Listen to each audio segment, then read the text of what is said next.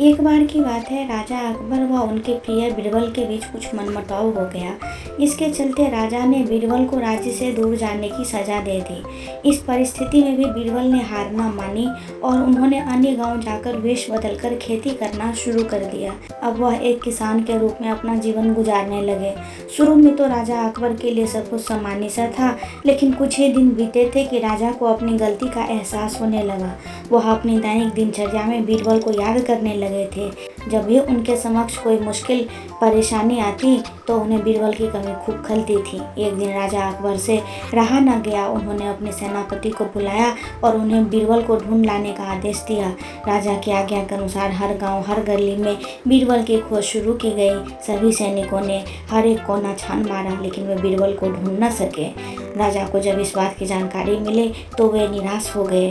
अब बीरबल से मिलने की उनकी बेचैनी और बढ़ने लगी थी। अचानक राजा के मन में एक उपाय आया।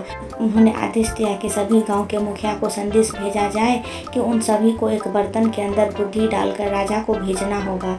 जो भी इस आदेश को पूरा नहीं करेगा उसे इसके बदले एक बर्तन में हीरे जवाहरात भरकर राजा को भेजना पड़ेगा। सभी गाँववासी राजा के इस अजीबोगरीब आदेश को सुनकर परेशान थे। सभी यह सोचकर हैरान थे कि बुद्धि को किस तरह एक बर्तन में भरा जाए। बुद्धि तो सभी के पास उपलब्ध थी, लेकिन उसे किस तरह एक बर्तन में डालना है, यह सोचकर सभी परेशानी में थे।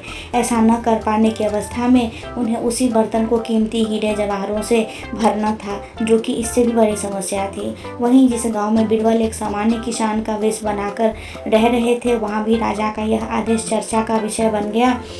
गांव के सभी बड़े बुजुर्ग निराश होकर बैठे हुए थे कि वहां बीरबल आए और उन्होंने कहा कि वह इस समस्या का समाधान निकाल सकते हैं।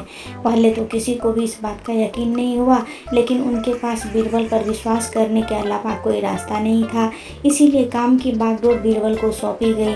उस वक्त गांव में तरबूज की फसल उगने का समय था। बीरबल ने तरबूज के पौधे की एक बेल को बर्तन में डाला। धीरे धीरे उस बेल में तरबूज का फल लगने लगा और समय के साथ ही तरबूज ने बर्तन का आकार ले लिया। जैसे ही बर्तन तरबूज से पूरा भर गया, बीरबल ने बेल को फल से अलग किया और उस बर्तन को तरबूज समेत राजा के दरबार में भिजवा दिया। साथ में यह संदेश भी भेजा कि उस बर्तन के अंदर बुद्धि भरी है और राजा को बर्तन को बिना तोड़े ही बुद्धि को निकालना होगा। जैसे ही राजा ने तरबूज से भरा बर्तन देखा, वह उसे निकालने की शर्त सुनी तो उन्हें यकीन हो गया कि ऐसा विचार केवल बीरबल का ही हो सकता है। उन्होंने जल्दी से अपना घोड़ा मंगवाया और बीरबल को अपने साथ वापस लाने के लिए गांव की ओर चल दिए। दोस्तों, इस कहानी से हमें यह सीख मिलती है कि हर मुश्किल सवाल का कोई ना कोई हल जरूर होता है। हमें केवल थोड़ा हटकर सोचने की ज़रूरत होती है।